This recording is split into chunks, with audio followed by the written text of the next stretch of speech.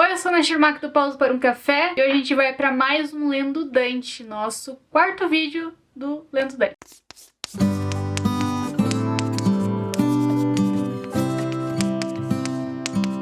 Hoje a gente vai do canto 19 ao canto 24 e eu espero não morrer durante esse vídeo de calor. Gente, tá muito calor. Eu estou me sentindo realmente no inferno. E assim, se eu falar algumas coisas sem sentido, relevem. E olha, tá difícil. Tá muito difícil. Muito calor. Muito calor. Então vamos lá. A gente começa com Dante e Virgílio na terceira vala do oitavo círculo do inferno, lá no canto 19, né? Aqui Dante vê os simoníacos, que eles estão mexidos de cabeça pra baixo, com os pés pra cima. Ele vai ver o Papa Nicolau. Vai ter muita gente conhecida, mas eu queria destacar algumas coisas nesse canto. Nesse canto, Dante acha que vê Bonifácio, né? Ele acha que vê Bonifácio VIII, mas daí não é um Bonifácio, na verdade é Nicolau III, onde a família é acusado de... Na verdade, ele é acusado de nepotismo, né? E aí, Dante até... Eu acho que nesse canto é o que a gente mais vê Dante brabinho, assim, Dante revoltado, porque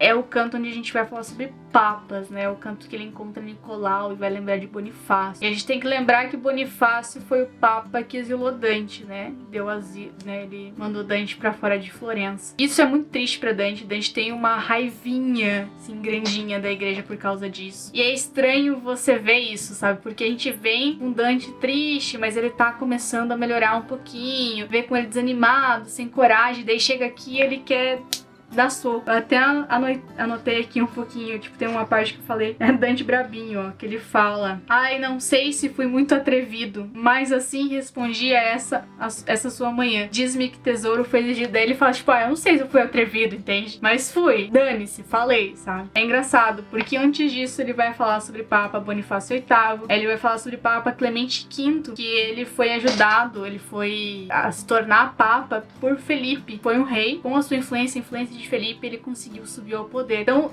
Dante, ele vai ali ter esse caminho ali, falando sobre papas que chegaram ao poder de forma duvidosa, ou enquanto estavam no poder, agiram de forma duvidosa, como foram nepotistas. O próprio Bonifácio, que agiu do jeito que ele queria, sabe? E tem essa história de que talvez ele tenha influenciado para que o outro papa tenha desistido do papado, sabe? É uma história ali meio aplicada. Eu recomendo que vocês vão atrás das histórias desse papa, do Bonifácio VIII. Assista um vídeo onde eu falei sobre a história da Itália, que eu falei um pouquinho mais sobre ele. Então é interessante você entender um pouco aqui o quanto a igreja influencia. Dante estudou, Dante era católico, sabe? Tem uma parte, inclusive, que a gente vai ver no inferno, não lembro se já passou, mas que Dante vai falar sobre esses cilindros.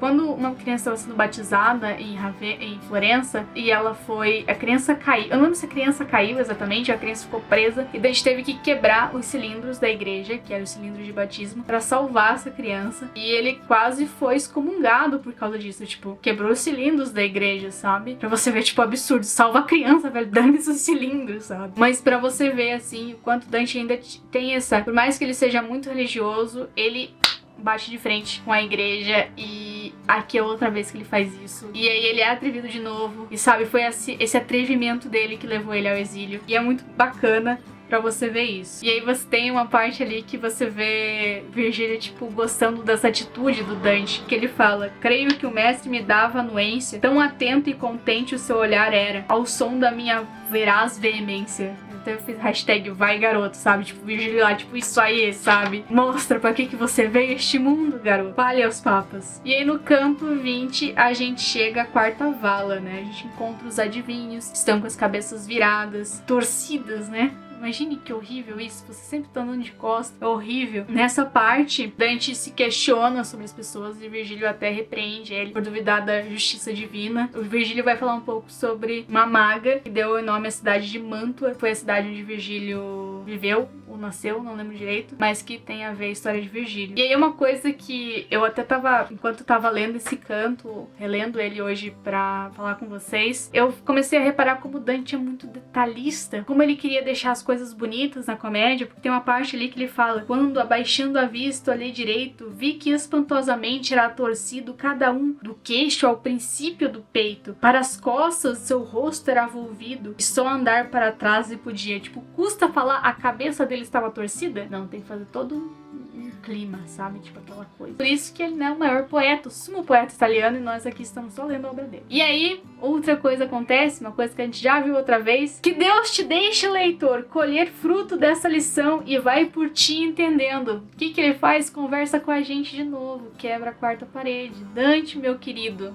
repetindo o feito. E aí tem outra vez aqui. Chorava eu debruçado nos fragosos blocos, e eis que meu guia assim me enxorta. Ainda estás com os tolos enganosos, tipo Dante, sabe? Dante lá chorando, pena, tadinhos, coitados. E o Virgílio lá, tipo, pô, cara, tá aí duvidando de novo? Tá aí sendo tolo de novo, sabe? Eu acho legal essas nuances e essas coisas que Dante não tem vergonha de mostrar pra gente, sabe? Um homem chorando, com medo. Ele não tem medo disso. Ele não tem medo de mostrar a sua fragilidade, o quanto ele era sensível, o quanto ele era, sabe, esse personagem incrível dentro da comédia. Ele não tem vergonha de mostrar Virgílio repreendendo ele, sabe? Eu acho isso muito interessante, se você for parar pra pensar em que época que ele tava, o que significava ser um homem, sabe? Tipo, ser guerreiro, sabe? Tudo aquilo, ser chefe de família. Eu acho isso muito interessante, como Dante não repreende em ser sensível. Lindo, pra falar a verdade. Dante aqui também, eles encontram algumas pessoas, né? Ele vai falar sobre Miguel Escoto, Guido Bonatti, Aulíade.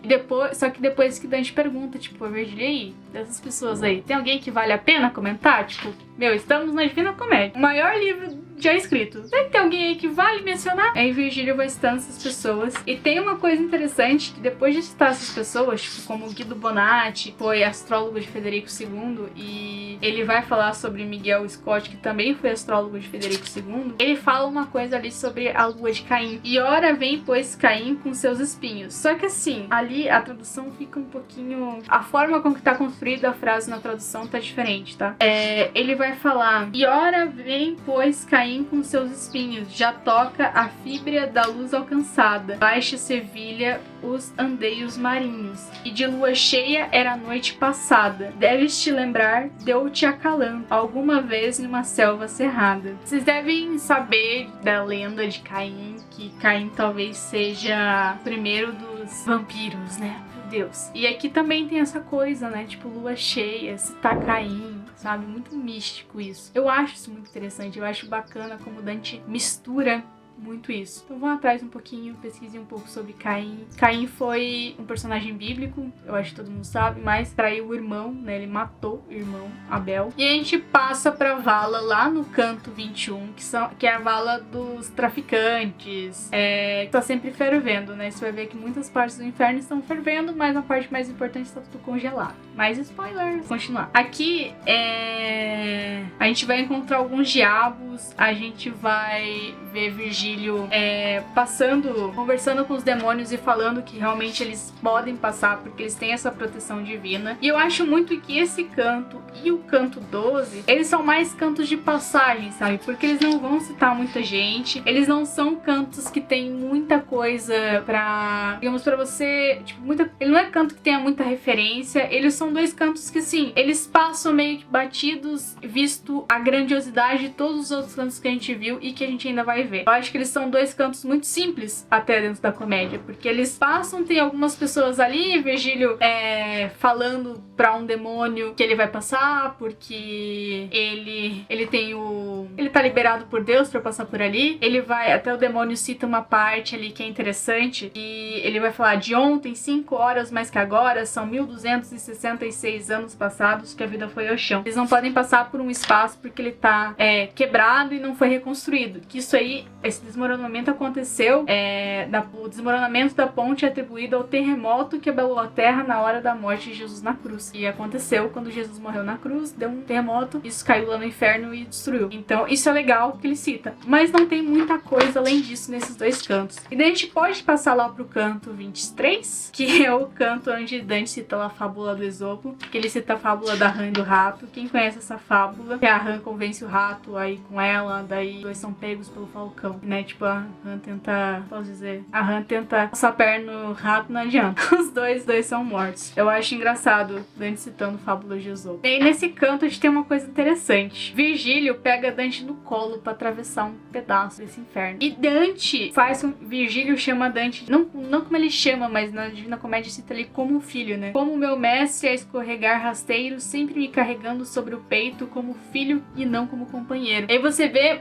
mais ainda essa ligação de Dante e Virgílio. E aí você vê que novamente Virgílio era a pessoa mais capacitada para levar Dante. Não só porque Dante se via, né, com todo esse carinho por Virgílio, mas porque na hora que precisava agir, Virgílio era o cara, entendeu? Beatriz não ia pegar Dante no colo pra levar ele pelo inferno, não é mesmo? Virgílio tá lá, entendeu? Se mostrando novamente o melhor personagem dessa trilogia, sabe? Virgílio é muito especial durante esse livro. E assim, o livro não seria a mesma coisa sem ele. Eu acho que toda essa personalidade dele é muito fácil de você entender, entende? Você olha pra Virgílio lá no começo e você já entende tudo isso. Tudo isso que ele faz aqui já é justificado pelo Virgílio que a gente viu lá no começo. Você vê aquele Virgílio, você sabe que ele faria isso. Desde o momento que ele chega pra Dante e fala pra ele ter coragem, até agora que ele pega ele no colo como filho e leva ele adiante, sabe? Virgílio é corajoso, Virgílio é forte, Virgílio já morreu e Virgílio já viveu aquilo. Eu acho isso muito interessante. Só que Dante mostra pra gente que as pessoas não são só uma coisa e existe muito dessa dualidade. Porque no mesmo canto que Virgílio é forte, carrega Dante no colo, trata ele como filho, você vê que ele fica assombrado. E Dante fala isso: assombrado ficou o meu Virgílio sobre o que em cruz estava lá estendido. E quando ele encontra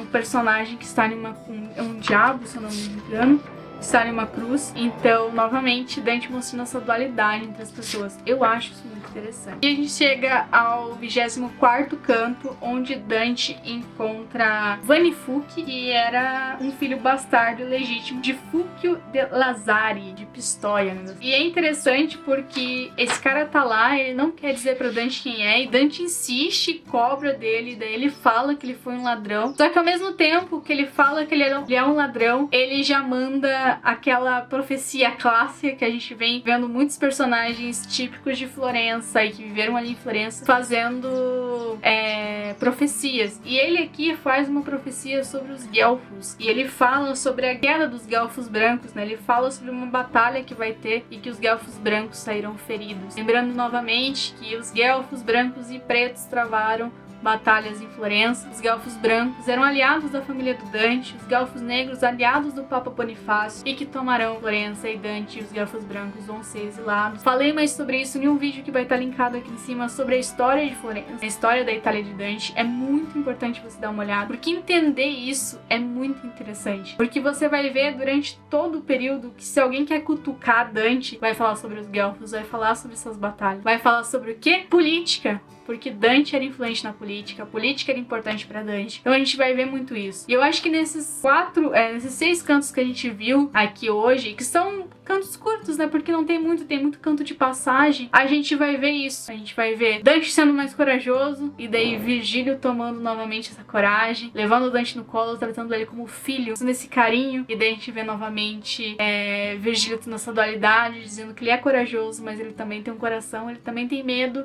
Ele também pode ficar aterrorizado quando vê algo dentro do inferno. Afinal, a gente está dentro do inferno. A gente está cada vez caindo mais. Cada vez está mais íngreme. Cada vez está mais difícil. Então é normal que mesmo os mais corajosos tenho medo. Eu acho essas coisinhas, sabe, que a gente vai conseguindo captar da Divina Comédia, quando você coloca ela em um todo, forma algo muito, muito mais bonito. Espero que vocês tenham gostado, espero que vocês assistam esse vídeo e também aproveitem o ano novo de vocês, né, gente? Aproveita, vai curtir a família e a gente volta no que vem com mais projetos da Divina Comédia. Ficando por aqui, aqui do lado tem mais vídeos pra vocês. Um beijo grande e até a próxima.